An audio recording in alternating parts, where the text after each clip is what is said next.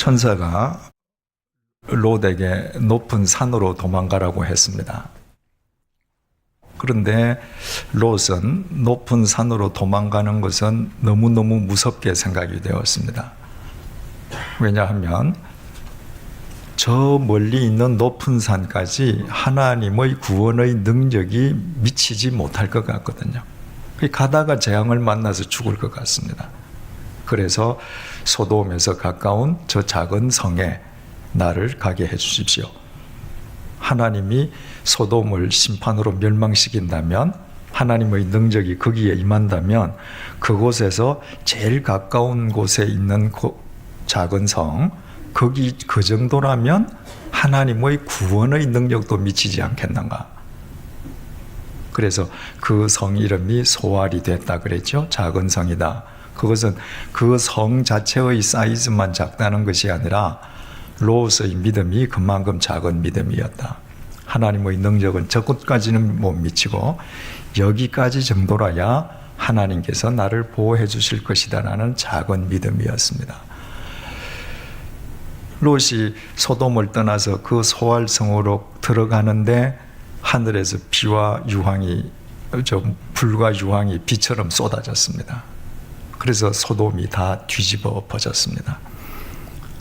롯은 두 딸과 아내를 데리고 소알성으로 들어가는데 롯의 아내가 뒤를 돌아보다가 소금 기둥이 되었습니다. 지금 다 하나님의 심판으로 없어지는데 거기에 아직 미련이 남아있는 것입니다. 그래서 돌아보다가 소돔 기둥이 되었습니다. 롯은 두 딸을 데리고 소알에 들어갔는데 또다시 두렵습니다. 왜냐하면 이 소알성에서 제일 가까운 소돔이 하나님의 심판으로 멸망당했다면 이 소알성도 심판당하지 말라는 법이 없단 말이에요. 조금 전에는 저기 들어가면 저 정도는 하나님이 지켜주실 거라고 믿고 들어갔는데 막상 소돔이 망하는 것 보니까 여기도 안전하지 않을 것 같습니다. 그래서 작은 믿음은 불신과 마찬가지다. 믿음은 100% 믿는 겁니다. 1%라도 안 믿으면 사실은 그건 믿음 아니에요. 여러분, 둑이 바늘 구멍으로 터지잖아요.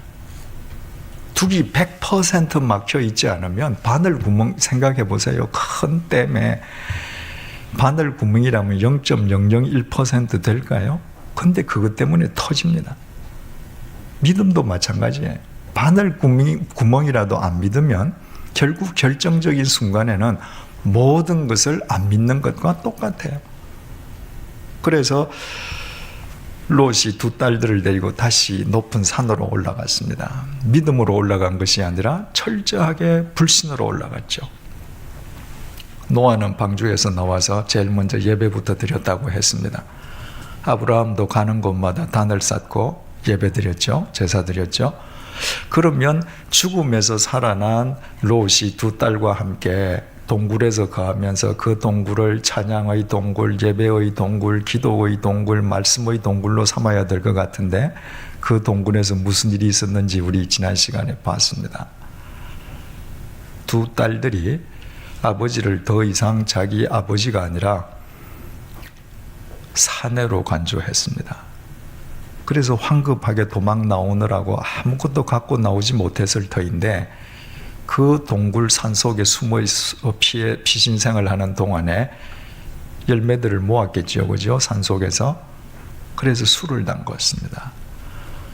그리고 큰딸이 아버지에게 술을 먹여서 인사불성을 만들어서 동침하고, 둘째 날은 작은 딸이 또 아버지에게 술을 먹여서 인사불성을 만들어서 또 동침했습니다. 여러분, 롯이 하루 정도 술 먹고 딸하고 동침하고도 모를 정도로 인사불성이 됐으면 그 다음 날은 안 그래야 되죠, 그죠?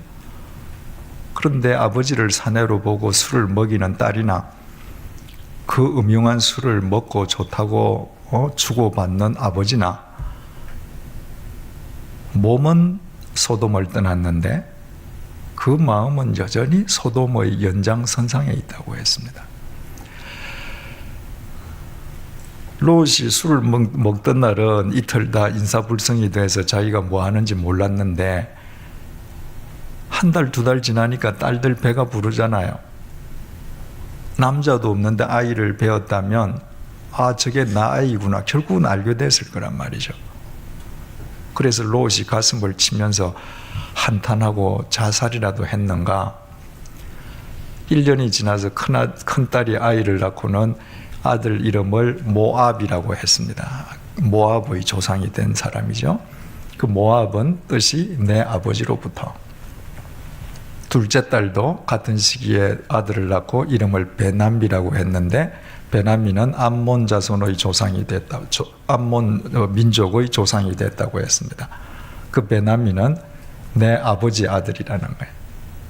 그러니까 우리는 뭐 머릿속에 그려볼 수 있습니다. 그죠? 딸들이 아빠를 놓고 아빠 아들이에요.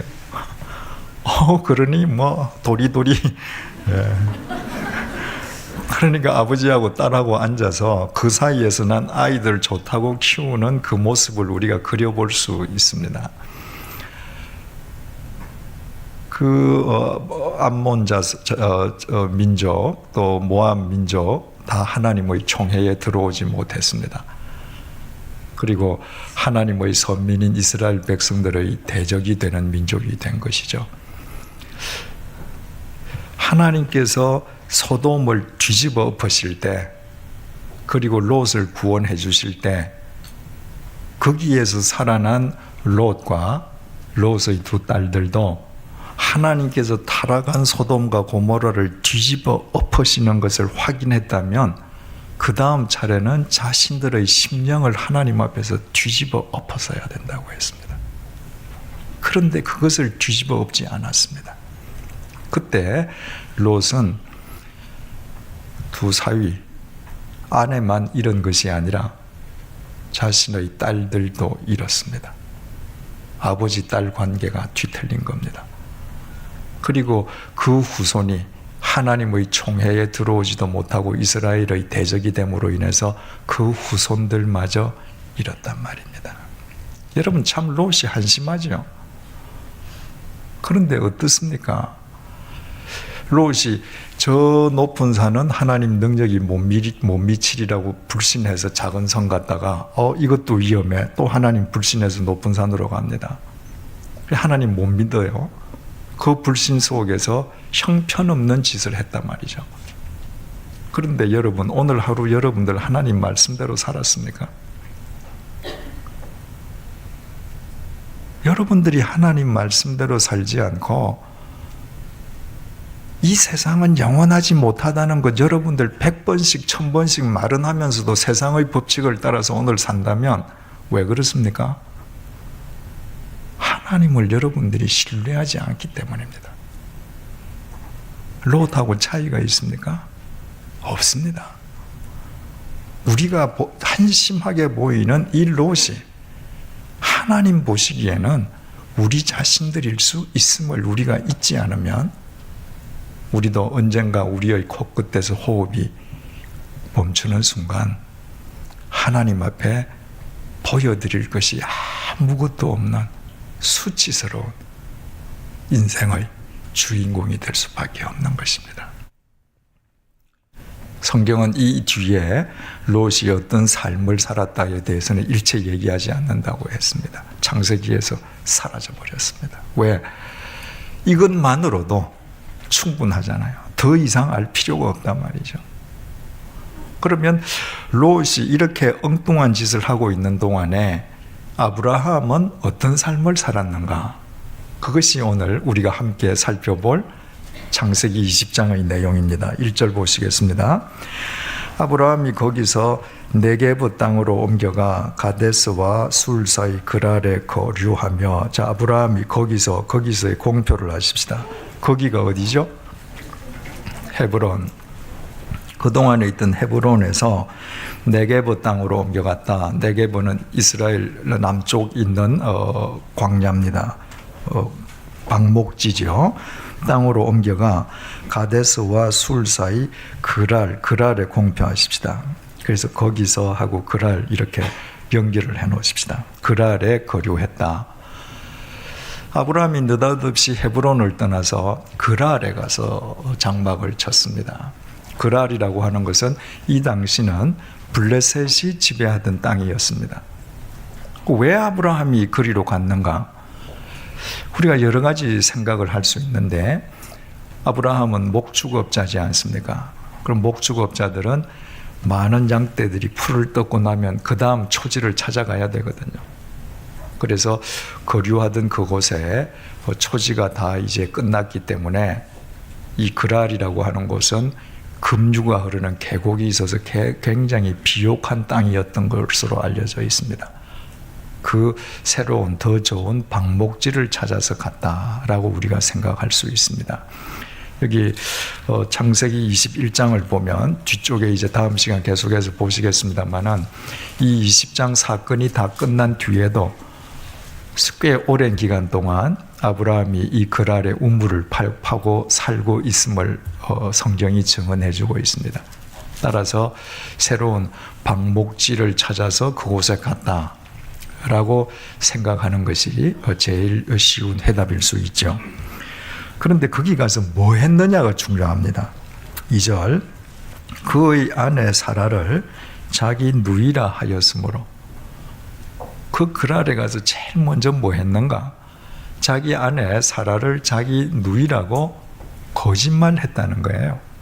그랬더니 그랄 왕 아비멜렉은 블레셋 왕을 가리키는 칭호입니다. 개인 이름이 아니고 이집트의 왕을 바로라고 부르지 않습니까? 왕의 칭호이거든요. 마찬가지로 블레셋의 왕의 칭호가 아비멜렉인데 그랄 왕이라고 성경이 이렇게 표현한 것은 이때 그랄 자체가 블레셋 왕의 점령하에 있었기 때문에 아브라함이 지금 거류하고 있는 그 그랄 왕이다 이렇게 표현한 것이죠. 그랄 왕 아비멜렉이 사람을 보내어 사라를 데려갔더니 아브라함이 공연히 자기 아내를 누이 동생이라고 속였기 때문에 그 아비멜렉 왕이 사라를 자기 후궁으로 데리고 가버렸다는 거예요. 왜 아비멜렉이 사라를 데려갔는가? 이때 사라는 어떻습니까? 내막적으로 뭐가 끊어졌습니까?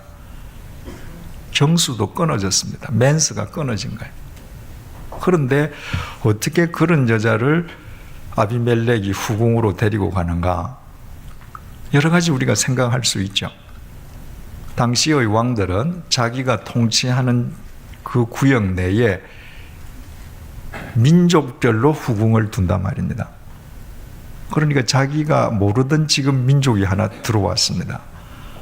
이때 아브라함이 창세기 14장 보면 그들로 오멜이 쳐들어와서 롯이 포로로 잡혀갔을 때 그때는 벌써 상당히 오래전 이야기인데 그때만 자기 집에서 기른 장정 남자 318명을 데리고 가서 롯을 구해오지 않습니까?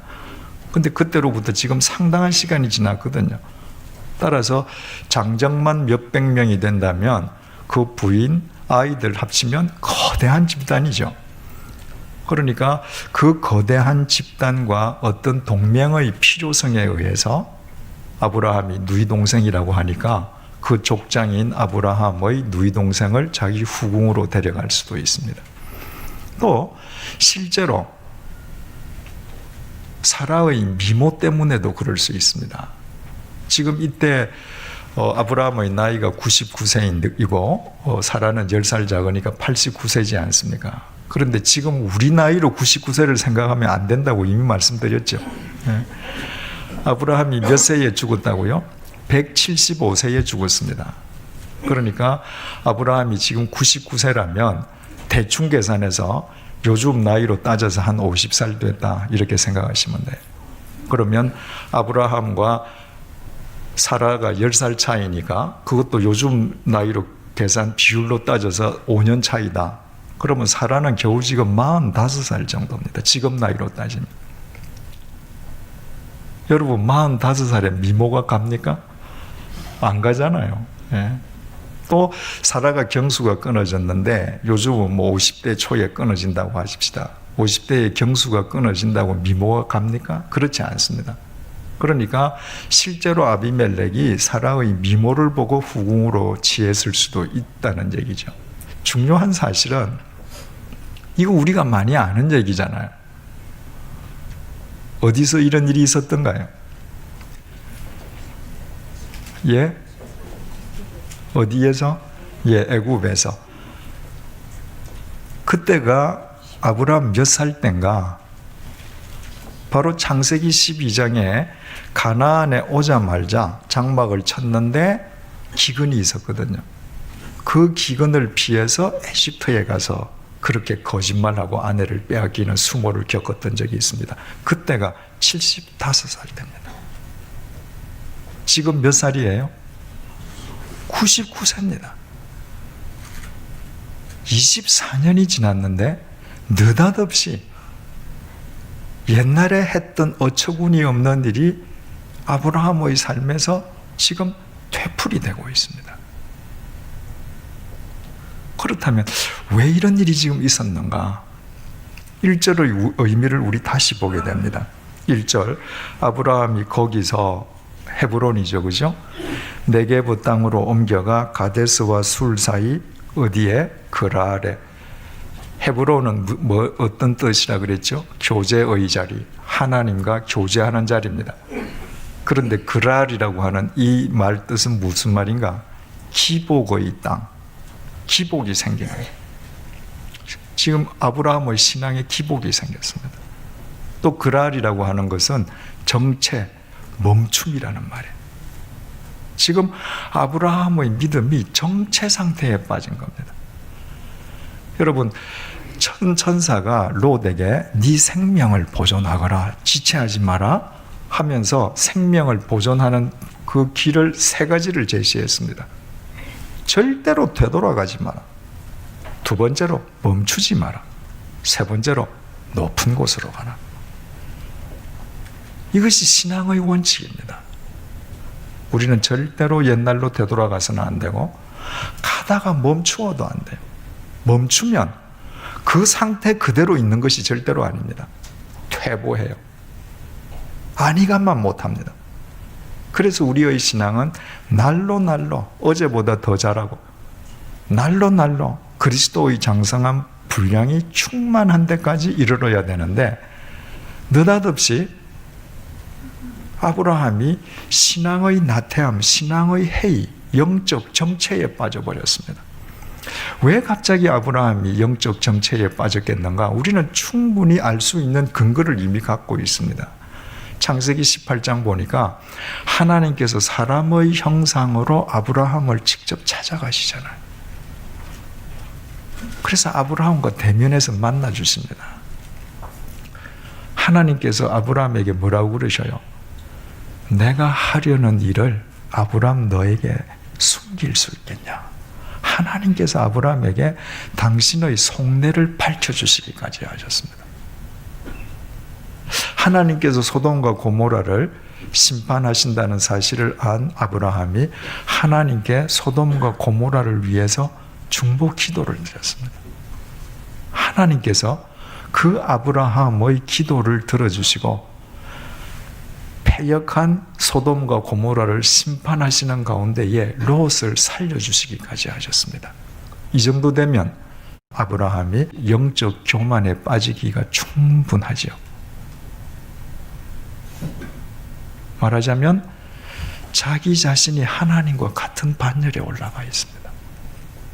더 이상 하나님의 도움을 절실히 필요로 하는 존재가 아닙니다. 어느덧 내가 하나님처럼 여겨지는 것입니다. 그때 그 영적 교만함으로 인해서 그는 신앙의 나태함에 빠지고 옛 삶을 어처구니 없이 되풀이하는 잘못을 범하고 맙니다. 여러분, 다윗이 인생 절정기 때 뭐가 보여요? 나무집에서 목욕하는 여자가 보입니다. 그 시간이 대낮이 아닙니다. 해가 졌을 때입니다. 컴컴할 때입니다. 어떻게 왕궁이 여염집하고 담이 붙어 있겠어요? 떨어져 있죠, 그죠? 컴컴한데 저 멀리 있는 마당에서 여자가 목욕을 하는데 예쁜지 안 예쁜지 어떻게 알아요? 그런데 그 여자가 예뻐 보였습니다. 인생 절정기에 올라가니까, 영적 교만에 빠지니까 그때는 그 여자의 추녀를 가져다 놔도 예쁜 거예요. 이미 그의 심령이, 신앙이 해이해서 퇴보하고 있는 것입니다. 솔로몬이 예루살렘 성전까지 다 짓고 인생의 절정기에 어떻게 합니까? 처첩을 1,000명을 거느립니다. 시대의 탕화가 됩니다.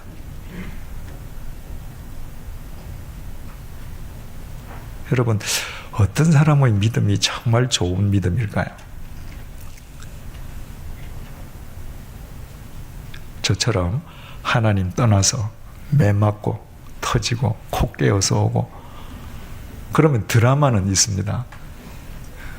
사람들이 제 얘기를 듣고 저도 목사님처럼 좀 그렇게 드라마틱한 삶을 살았으면 좋겠다고. 여러분, 절대 그러면 안 됩니다.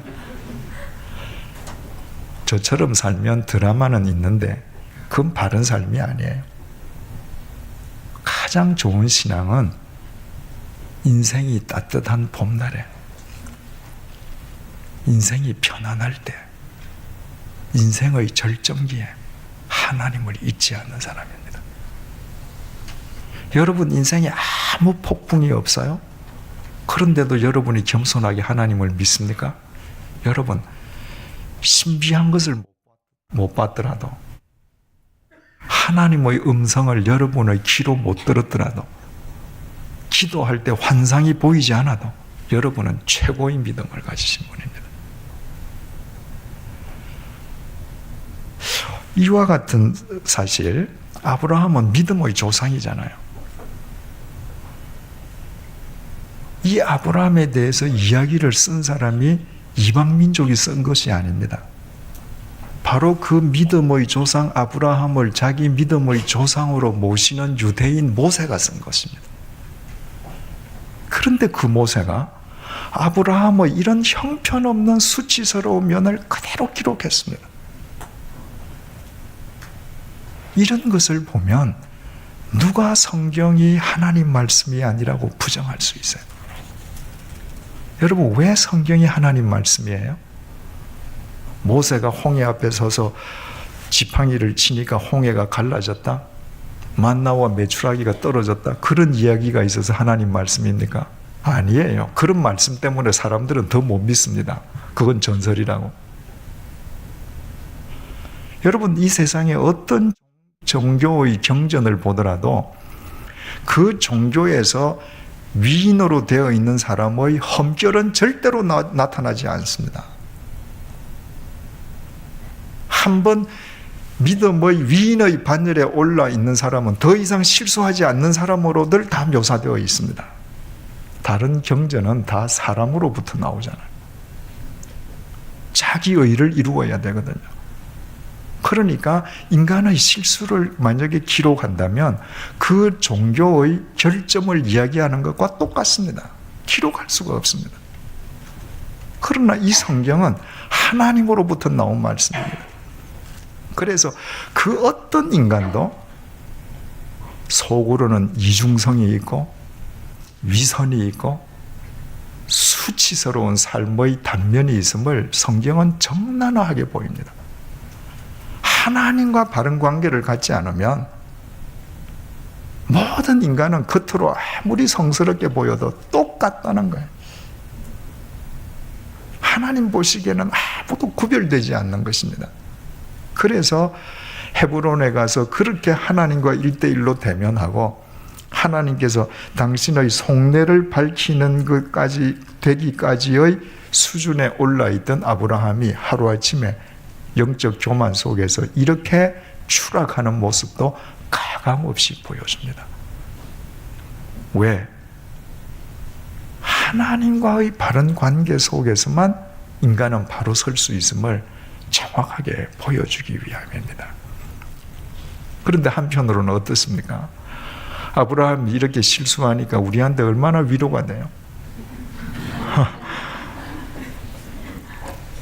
만약에 아브라함이 한 번도 똑같은 실수 범하지 않았다. 그럼 우린 정말 주눅들죠. 그죠? 그래서 우리 같은 형편없는 인간도 소망이 생깁니다. 우리도 정말 뻔한 잘못을 되풀이했다 할지라도 하나님과 바른 관계만 맺으면, 하나님의 은혜 속에서는 내 힘으로 능으로는 안 되지만 하나님의 영으로는 얼마든지 믿음의 조상이 될 수 있음을 우리는 재확인할 수 있기 때문입니다. 3절 그 밤에 히브리 원문에 정관사가 붙어 있습니다. 바로 그 밤이라는 거예요. 아브라함이 자기 아내를 루이라고 거짓말을 해서 아내를 빼앗긴 바로 그 밤입니다. 그 밤에 주어가 누구인가? 하나님이 주어지요. 아비멜렉에게 현몽하시고 히브리 원문에는 하나님께서 아비멜렉의 꿈속으로 들어가시고 이렇게 되어 있습니다. 언제? 낮에? 아니요. 밤에. 밤인데 잠자기 전에 저녁 먹고 나서? 아닙니다. 밤에 잠잘 때. 8절 보시죠.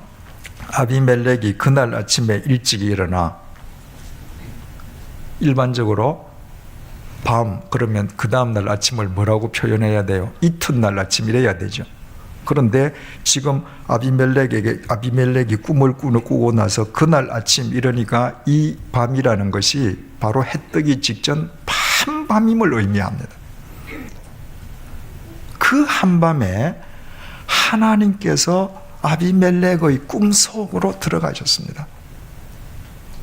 모든 그랄 사람들이 다 잠자는 그 밤에, 바꾸어 말해서 거짓말하고 아내를 빼앗긴 아브라함도 두 발 뻗고 잠자는 그 밤에 하나님은 안 주무셨습니다.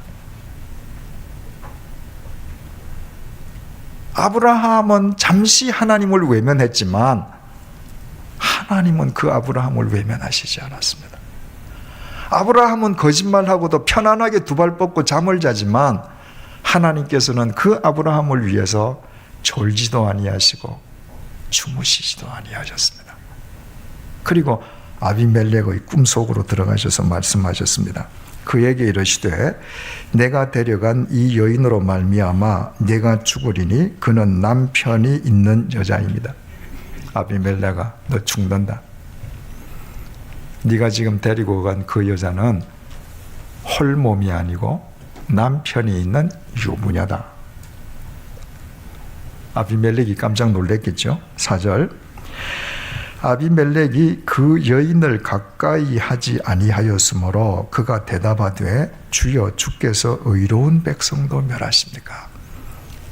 아비멜렉이 하나님께 떨면서 반문합니다. 하나님, 당신이라는 분은 의로운 백성도 멸하십니까? 어떻게 이런 말을 할 수 있는가? 그 밤에 아비멜렉이 그 여인을 아직 가까이 하지 않았기 때문이라는 거예요. 여러분 참 이상하죠? 왕이 지금 오늘 후궁을 한 명 또 데리고 갔습니다. 그러면 잠자기 전에 먼저 동침해야죠. 그리고 자야죠. 이게 상식이잖아. 그런데 해가 뜨기 직전 그 깊은 한밤중에 깊이 잠이 들었는데 관계도 안 맺고 잠잤다는 거예요. 그래서 아비멜렉이 하나님, 내가 관계도 안 맺었는데 하나님께서 저를 멸하시려 하십니까? 어떻게 아비멜렉이 후궁을 데려다 놓고 관계도 맺지 않고 잠부터 먼저 잤는가? 그건 뒤에 해답이 나옵니다. 5절 그가 나에게 이는 내 누이라고 하지 아니하였나이까? 아브라함이 자기 아내를 누이라고 속였다 그 말이죠. 그 여인도 그는 내 오라비라 하여사오니, 그러니까 또 사라도 아비멜렉에게 얘기했겠죠. 저분은 제 오라버님입니다. 이랬나 봅니다. 나는 온전한 마음과 깨끗한 손으로 이렇게 하였나이다. 여기에서 온전하고 깨끗하다고 하는 것은 절대 의롭고 절대적인 순결을 의미하는 것이 아니라 상대적인 것이죠. 온전한 마음은 무엇인가? 나는 정말 저 여자가 남편이 있는지 모르고 데려왔다는 거예요. 왜? 그 아브라함이 자기 동생이라고 그러고 본인도 저 사람 동생이라고 그랬으니까 나는 절대로 유부녀인 줄 알고 그런 더러운 마음으로 데려온 거 아니라는 거예요. 그리고 깨끗한 손이라고 하는 것은 당시의 관습상 왕은 얼마든지 후궁을 데려올 수 있거든요. 내가 칼을 들고 무력으로 데리고 온 거 아니라는 거예요. 혼자 사는 여자이기 때문에 우리 관습상 나는 거리낄 것 없이 데리고 왔습니다. 6절 하나님이 꿈에 또 그에게 이르시되 내가 온전한 마음으로 이렇게 한 줄을 나도 알았으므로 네가 저 여자에게 남편이 있다는 사실을 모르고서 데려온 그 마음을 나도 안다. 하나님께서 그 다음 말씀이 중요해요. 너를 막아 내게 범죄하지 아니하게 하였나니 여인에게 가까이 하지 못하게 함이 이 때문이라. 여기에서 막았다, 하사크라고 하는 동사는 억제시킨다는 거예요. 이날 아비멜렉이 후궁을 데려다 놓고 먼저 동침하고 잠을 잔 것이 아니라 먼저 잠부터 잤는데 그것은 하나님께서 네가 저 여자에게 손끝 하나도 대지 못하도록 내가 너를 억제시켜서 못 가게 했다는 것입니다. 만약에 하나님께서 막지 아니하셨던들 사라는 그날 관계를 맺게 되는 것이죠. 하나님께서 막으셨다는 거예요. 하나님께서는 아비멜렉이 잠자기 이전부터 아브라함이 실수하는 그 순간부터 치밀하게 역사하고 계십니다. 이 하나님이 아브라함만의 하나님입니까? 아니죠. 우리의 하나님이세요.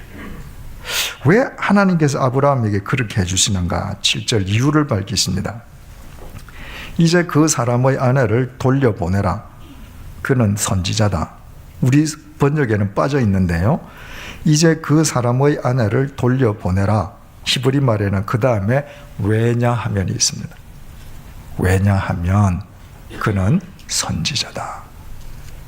네가 그 여자를 돌려보내어야 하는 이유? 나 하나님 여호와가 너의 꿈속에 나타나서 이렇게 명령하는 이유? 그 이유는 한 가지인데 바로 아브라함이 선지자이기 때문이다. 여러분 성숙자반에서 선지자의 참된 의미를 배우셨죠, 그죠?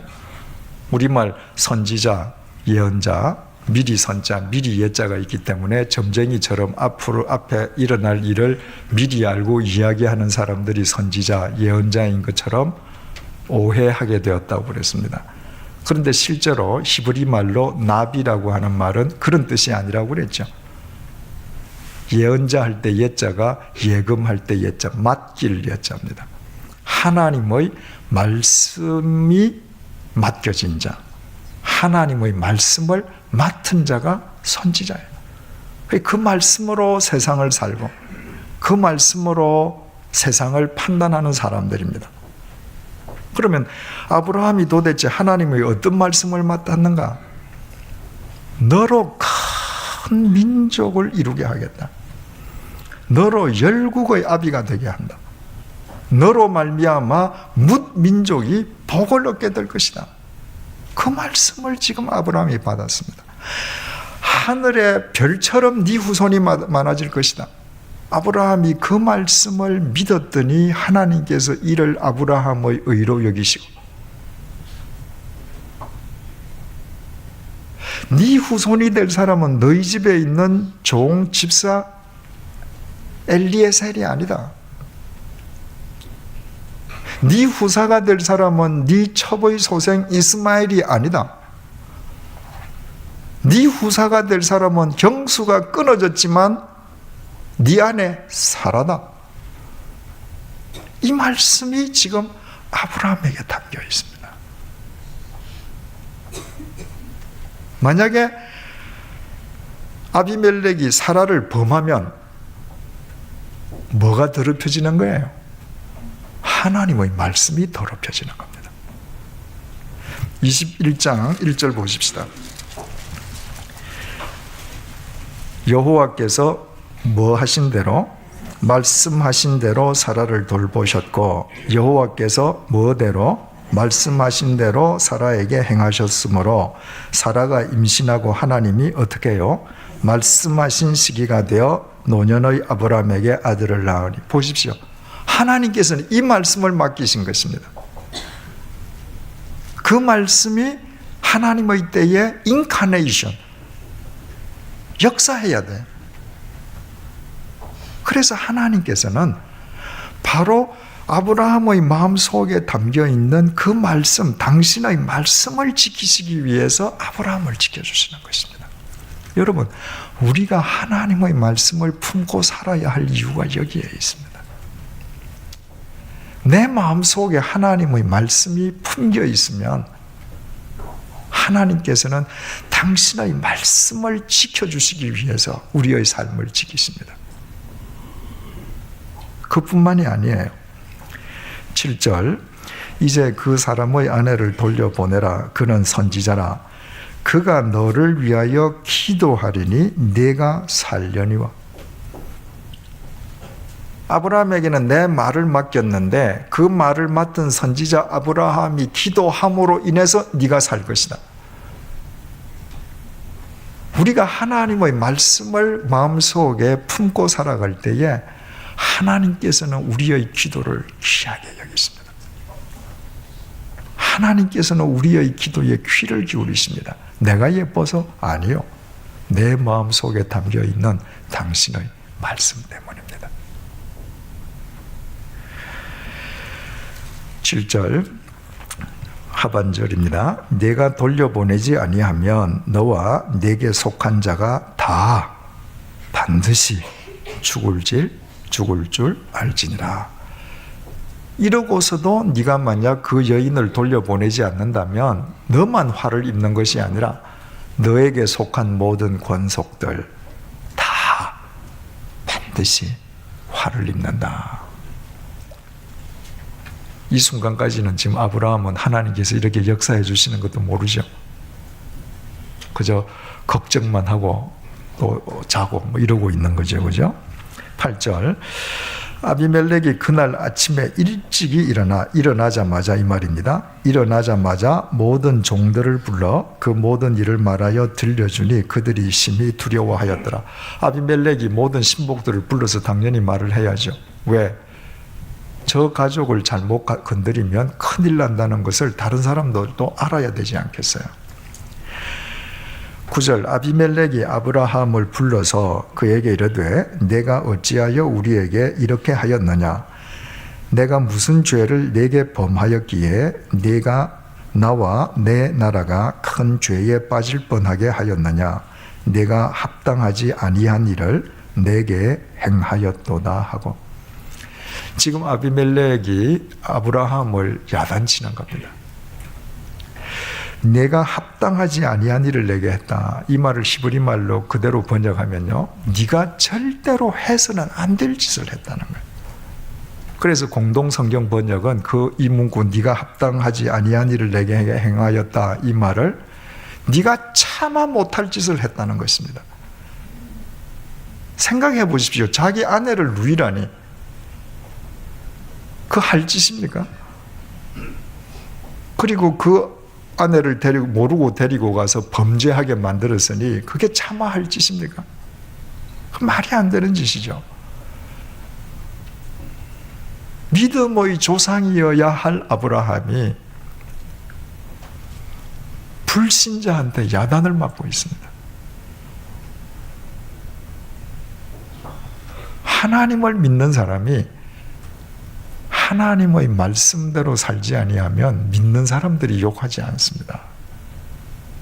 세상이 욕합니다. 오늘 믿는 사람들이 안 믿는 사람들로부터 욕을 듣습니다. 우리가 깊이 생각해 봐야 될 부분인 것이죠. 10절, 아비멜렉이 또 아브라함에게 이르되 내가 무슨 뜻으로 이렇게 하였느냐? 도대체 네 의도가 뭐냐? 난 도저히 너 이해를 못하겠다. 너 의도를 한번 밝혀봐라. 아브라함이 하는 말입니다. 아브라함이 이르되 이곳에서는 하나님을 두려워함이 없으니 내 아내로 말미암아 사람들이 나를 죽일까 생각했기 때문이다. 이곳에서는 하나님을 두려워하는 사람이 없더라. 두려워한다. 히브리 말 이르아는 경외한다는 말입니다. 이곳에서는 하나님을 경외하는 사람이 없어서 내 아내 때문에 나를 죽일까 두려워했다. 아브라함은 하나님을 되게 경외하는 것 같죠? 아닙니다. 지금 아브라함이 하나님께 등을 돌리고 있는 것입니다. 하나님을 정말 경외하는 사람은요, 하나님을 경외해야 될 사람이 경외하지 않을 때 욕하지 않습니다. 멸시하지 않습니다. 긍휼히 여깁니다. 그런데 믿음이 떨어진 사람, 하나님과 거리가 먼 사람이 꼭 하나님 이름으로 다른 사람을 폄하해요. 지금 아브라함 자기가 하나님을 잠시 외면하면서 세상 사람들, 니네들이 하나님 경외 안 하기 때문이다 하고 오히려 비판하고 있습니다. 아브라함이 애굽에 내려가서 거짓말할 때 그때 말씀드렸지만 하나님을 믿어야 될 사람이 하나님을 불신할 때 나타나는 현상이 뭐라고 그랬습니까? 근심의 가불이라고 그랬습니다. 가불. 누가 지금 아브라함의 아내를 실제로 빼앗겠다고 칼 들고 나왔습니까? 아닙니다. 있지도 않은 일을 가불해서 걱정하는 거예요. 근심을 가불하니까 두려움에 쌓일 수밖에요. 롯도 똑같겠죠, 그죠? 저기 가면 하나님이 구원 안 해주실 거야. 근심을 가불하니까 두려워지는 것이고, 소알에 갔는데 이곳 보호 못 하실 것이야. 근심을 가불하니까 두려움에 빠지는 것입니다. 12절, 또 그는 정말로 나의 이복 누이로서 내 아내가 되었음이니라. 사례는 진짜 내 이복 누이다. 그런데 내 아내가 되었다. 이 말을 놓고 이 말은 진짜일 거다. 그래서 사례는 아브라함의 이복 누이가 맞을 것이다 라고 주장하시는 분들도 있고, 아니다, 이건 명백한 아브라함의 거짓말이다, 이렇게 주장하시는 분들도 있습니다. 그런데 지금 우리가 창세기를 계속 보고 있지 않습니까? 이 창세기 기록 관점에서 본다면 이건 명백한 거짓말이죠. 창세기 11장 한번 보십시다.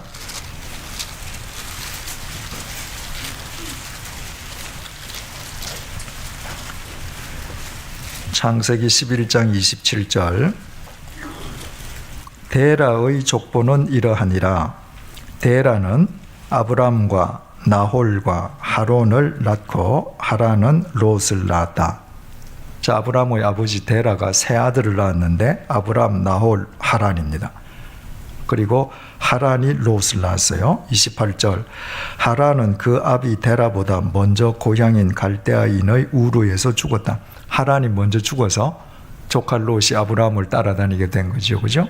29절, 아브람과 나홀이 장가 들었으니 아브람의 아내의 이름은 사레며 나홀의 아내의 이름은 밀가니 하란의 딸이요 하란은 밀가의 아버지이며 또 이스가의 아버지더라. 아브람과 나홀이 장가를 갔는데 나홀의 아내가 된 여자 밀가는 먼저 죽은 하란의 딸이다라고 딱 명시가 되어 있습니다. 그러니까 나홀은 자기 조카하고 결혼한 거죠, 그죠? 만약에 사례가 이복 누이이면 여기에 그 말이 언급이 돼야 될까요? 안 돼야 될까요? 돼야 됩니다. 왜냐하면 나홀은 조카하고 결혼했다. 분명히 이 족보를 밝혀놨거든요. 그러면 사례도 이복누이라면 베라가 딴 여자한테서 얻은 사례와 결혼했다. 이렇게 밝혀야 되는데 아무 언급이 없습니다. 또 그뿐만 아니라 본문 13절을 보십시다. 20장 13절. 하나님이 내 아버지의 집을 떠나 두루 다니게 하실 때에 내가 아내에게 말하기를 이후로 우리의 가는 곳마다 그대는 나를 그대의 오랍이라 하라. 이것이 그대가 내게 베풀 은혜라 하여서노라. 자기가 하란을 떠날 때부터 자기 아내 사라에게 우리가 어디 가든지 어디를 가든지 너는 내 누이 동생이라고 해라. 그것이 네가 내한테 베풀어 줄 은혜라고 했다는 것입니다. 여러분, 이것이 사실입니까? 아닙니다. 창세기 12장 11절 보십시다.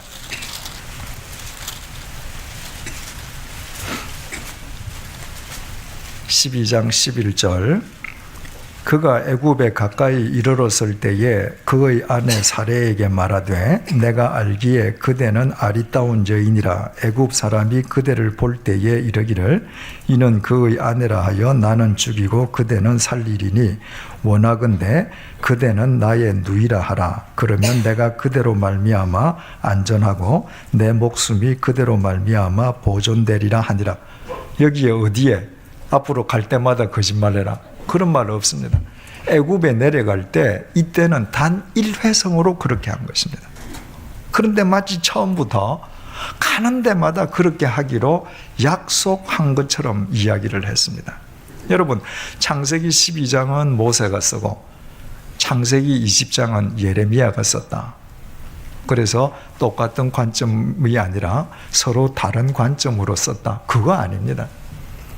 창세기 12장도 모세가 썼고 창세기 20장도 모세가 쓴 거예요. 그러면 모세가 이것을 쓰면서 20장 13절 14절을 쓸 때 어떤 심정으로 지금 쓰는 겁니까? 이거는 아브라함이 거짓말한 것이다. 그렇게 지금 쓰고 있는 거예요. 여러분, 이것은 우리에게 대단히 중요한 교훈을 가져다 줍니다. 우리의 믿음이 정체되면, 우리가 영적 교만에 빠지면요, 단순히 옛날 삶을 되풀이하는 것이 아니라 우리는 삶이 더 악화됩니다. 그게 우리의 죄성이에요. 여러분들 담배 끊어보신 적 있죠? 담배 끊었다가 다시 피우면 예전에 반만 피웁니까? 아닙니다. 양이 더 늘어납니다. 술 몇 달 끊었다가 다시 드셔보십시오. 양이 줄어드나요? 아닙니다. 더 늘어납니다. 아브라함은 예전에 에집트에서 한번 거짓말 해봤기 때문에 거짓말하고 거리가 먼 삶을 살다가 영적으로 나태해져서 한번 거짓말을 입에 올리니까 더 교묘하고 기술적으로 거짓말을 하게 되었습니다. 이것이 인간성입니다. 이것이 인간의 실체입니다. 이것이 인간의 죄성입니다. 그래서 우리가 한순간도 하나님과의 바른 관계 밖으로 나가서는 안 될 이유가 바로 여기에 있는 것이죠. 여러분, 분명히 자기가 잘못했는데 하나님을 알지도 못하는 아비멜렉으로부터 야단듣고 창피는 창피대로 당하고 거기에서 얄팍한 자기 자존심 좀 이방인 앞에서 살려보려고 거짓말까지 지금 하는데 하나님 앞에서 얼마나 그 모습이 초라합니까? 여러분, 세상에서는 우리 자존심이 상해도 괜찮습니다. 세상에서는 욕 들어도 괜찮습니다. 하나님 앞에서 우리가 부끄러움이 없으면 돼. 그런데 지금 아브라함은 거꾸로의 길을 지금 걷고 있는 것입니다. 14절. 아비멜렉이 양과 소와 종들을 이끌어 아브라함에게 주고 그의 아내 사라도 그에게 돌려보내고 마침내 아비멜렉이 아브라함에게 아내 사라만 되돌려 보내주는 것이 아니라 또 많은 가축과 종들까지 딸려 보내줍니다. 주어는 아비멜렉이지만 실은 주어가 누구예요? 하나님께서 아비멜렉을 통해서 이렇게 하시는 것입니다. 15절. 아브라함에게 이르되 내 땅이 내 앞에 있으니 내가 보기에 좋은 대로 거주하라. 내가 많은 사람들을 끌고 왔는데 만약에 이 비옥한 땅이 필요하면 이 땅에서 살아도 좋다. 16절 사라에게 이르되 내가 은 1000개를 내 오라비에게 주어서 그곳으로 너와 함께한 여러 사람 앞에서 내 수치를 가리게 하였노니 내 일이 다 해결되었느니라. 세상 사람들은 사라가 아비멜렉에게 끌려가서 하룻밤을 지나고 왔으니까 다 더럽혀졌다고 생각할 거 아니에요. 그래서 아비멜렉이 은 1000잎을 줬습니다. 그리고 네가 결백하다는 거, 아무것도 없다는 거, 그 증거물로 내가 이것을 너에게 준다. 그래서 내 수치를 가리게 하였노니, 이 말이 히브리 말 원문에는 뭐라고 적혀 있느냐 하면 이것이 너를 위한 눈의 덮개가 될 것이다. 이 보정물을 보면 사람들이 저 사람은 결백하구나 라고 더 이상 너를 오해하면서 안 볼 거다. 아마 이 당시에 그런 풍습이 있었나 보죠. 17절 아브라함이 하나님께 기도하매 하나님이 아비멜렉과 그의 아내와 여종을 치료하사 출산하게 하셨으니 여호와께서 이왕에 아브라함의 아내 사라의 일로 아비멜렉의 집의 모든 태를 닫으셨습니다. 하나님께서는 아브라함 끈으로 인해서 아비멜렉 집안 사람들의 태를 다 닫아 놓으시고 아브라함으로 하여금 기도하게 하심으로 그 아비멜렉 집안 사람들의 태를 열어주셨습니다. 아브라함이 형편없는 짓을 했지만 하나님 아버지께서는 아브라함이 기도함으로 아비멜렉 사람들 집안의 문제가 해결되도록 아브라함의 권위를 세워주셨습니다. 그리고 아브라함이 아내를 데리고 집으로 가게 해주셨습니다. 그가 정말 형편없는 잘못을 했는데 세상 사람들로부터 하나님께서는 오히려 아브라함의 권위를 존중해 주십니다. 여러분, 이날 밤에 집에 가서 아브라함이 어떤 심정이었을는지 한번 상상을 해보십시오.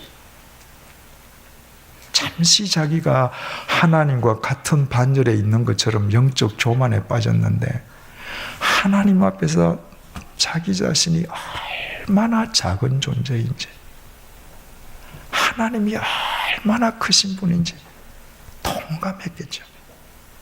하나님의 은혜가 감사함과 동시에 하나님 앞에서 부끄러워서 엉엉 울었을 것입니다.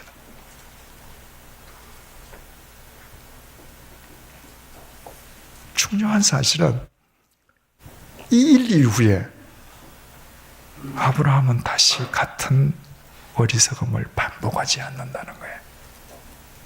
그리고 다음 장에 드디어 하나님께서 약속하신 이삭을 얻게 됩니다.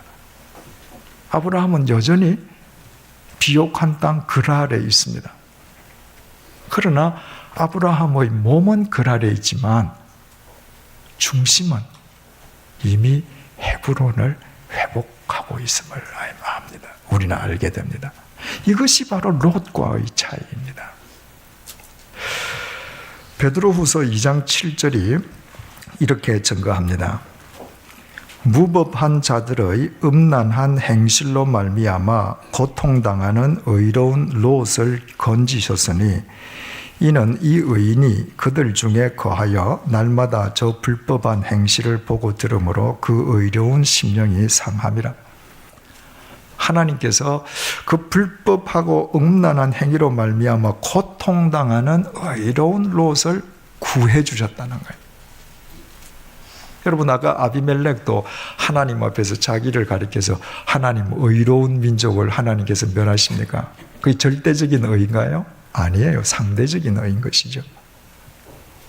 롯도 의롭다고 되어 있는 것이 절대적인 의가 아니라 그 소돔에 사는 타락한 사람들 중에는 의로운 사람이다 그 말이에요. 상대적인 의란 말이죠. 여러분, 제가 크리스찬이면서도 한동안 술독에 빠져 있고 한동안 도박에 빠져 있을 때 왜 제 양심에 고통이 없겠어요? 제가 명색이 모태신앙인인데 놀지만 괴로워요. 괴롭지만 못 끊어요. 제게 절대 의의가 없기 때문에. 그런데 재밌는 것은 저하고 매일 술 먹고 매일 도박하는 친구들보단 저는 늘 제가 의로운 거예요. 왜? 주일에 교회 가니까. 밤을 새우고 노름하다가도 예배 시간에는 갔거든요.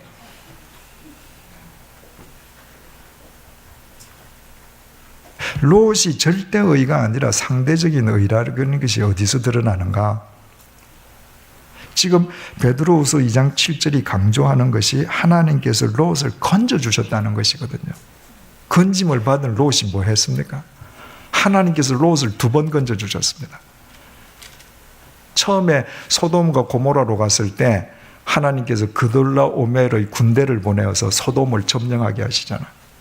그래서 롯이 재산 다 빼앗기고 포로로 끌려가죠. 한번 폭풍을 보내십니다. 그때 아브라함이 자기 집에서 길리온 318명을 데리고 가서 롯을 구해내어 오잖아요. 하나님께서 건져주신 것입니다.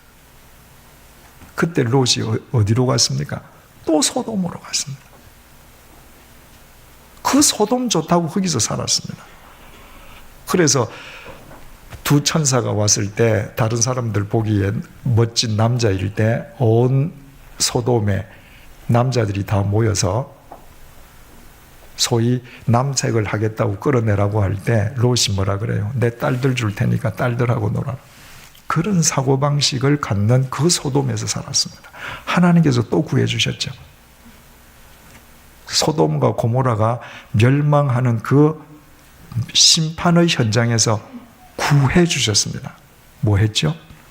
동굴에 가서 딸과 더불어서 반인륜적인 폐륜화가 되고 말았습니다. 하나님께서 분명히 구해내셨는데 아무리 하나님께서 구해내어 주셔도 소돔의 마음속은 롯의 마음은 소돔 지향적인 그 마음이 변하지를 않았습니다. 그런데 아브라함은 몸이 헤브론에서 그랄로 갔습니다.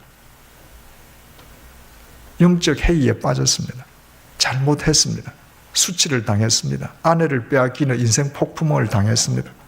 거기서 하나님께서 하나님의 방법으로 건져내어 주셨습니다. 그 이후에 아브라함은 다시는 그런 짓 하지 않았습니다. 자, 1절을 다시 보십시다. 아브라함이 거기서 네게브 땅으로 옮겨가 가데스와 술 사이 그랄, 거기서 그랄, 여러분 공표하시고 연결하셨죠? 그러니까 지금은 어떻습니까? 아브라함이 몸은 그랄에 앉아 있지만 중심은 뭘 회복했습니까? 헤브론을 회복했습니다. 자, 그러면 여러분들 줄을 연결을 했는데 거기에서 그랄 화살표를 하고 꼬표, 이건 안 된다. 하십시오. 거기에서 그랄 그 밑에다가 화살표를 하고 이건 아니다. 그리고 그랄에서 거기서로 화살표를 하시고 공표. 예. 우리는 언제든지 어디에 있든지 몸이 어디에 있든지 헤브론 지향적이어야 한다. 이처럼 아브라함이 몸은 그랄에 있지만 그 중심이 하나님의 은혜 속에서 헤브론을 지향했을 때 아까 말씀드렸듯이 창세기 21장에 드디어 이삭을 낳습니다. 이삭의 뜻이 뭐라고요? 웃음입니다. 웃음. 비로소 행복한 웃음을 지을 수 있었습니다. 하나님과의 바른 관계 속에서만 그동안 결코 누려보지 못했던 100년 동안 누려보지 못했던 이삭의 기쁨, 참 웃음, 인생의 즐거움, 행복을 아브라함이 누리게 된 것입니다. 오늘부터 사순절이 시작된다고 했습니다. 회개란 입으로 하는 것이 아니라 돌아서는 것이라고 그랬죠. 우리의 삶의 방향이 바뀌는 것입니다. 우리 마음의 지향점이 바뀌는 것입니다.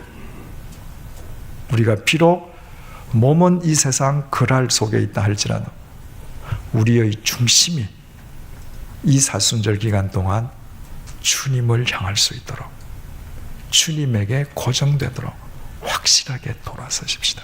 그때 우리에게 하나님께서 주시는 진정한 이삭이 우리 삶 속에 결실될 것입니다.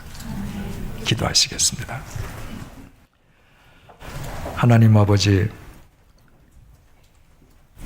아버지께서 롯을 2번씩 구출해 주셨지만 롯은 여전히 소돔 지향적인 마음을 버리지 못했습니다.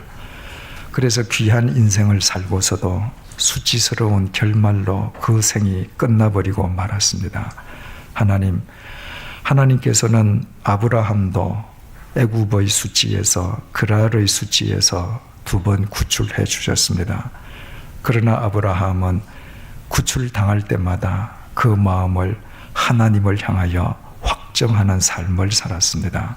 주님, 우리에게 주일날 성전을 찾아와서 예배 드리는 것도 중요하지만 그러나 평상시에 우리가 어떤 마음으로 살아가는지가 더 중요함을 일깨워 주셔서 진심으로 감사합니다.